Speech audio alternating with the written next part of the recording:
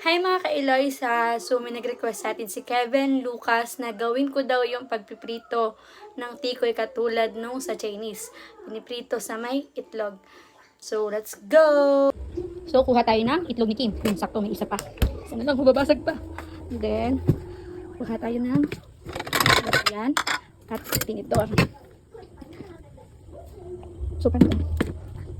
Then babatiin natin. Masama.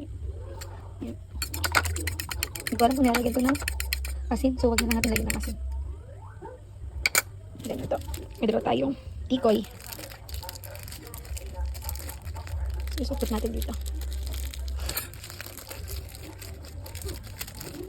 Lagyan natin dito yung itlog. Ay, yung itlog.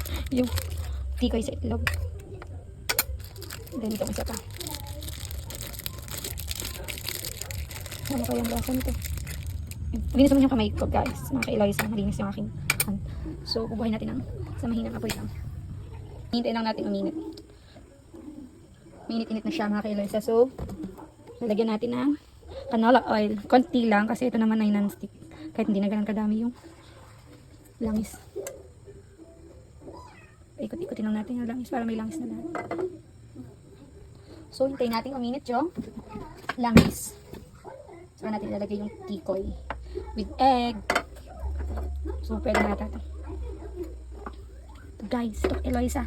Anong mangyayari sa ating tikoy with egg? So, ilalagay na natin. Ano ba itong pinagagawa niya sa akin?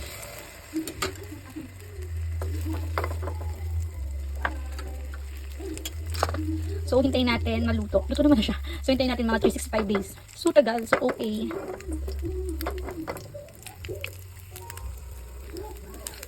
So, ito rin natin. Wow! Wow!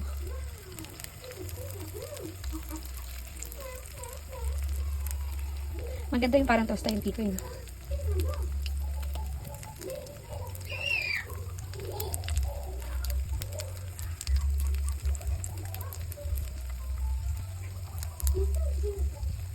Naghintay tayo ng mga 365 days.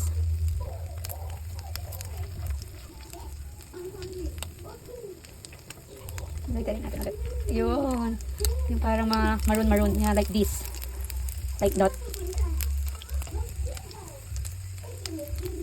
Oh, so yummy!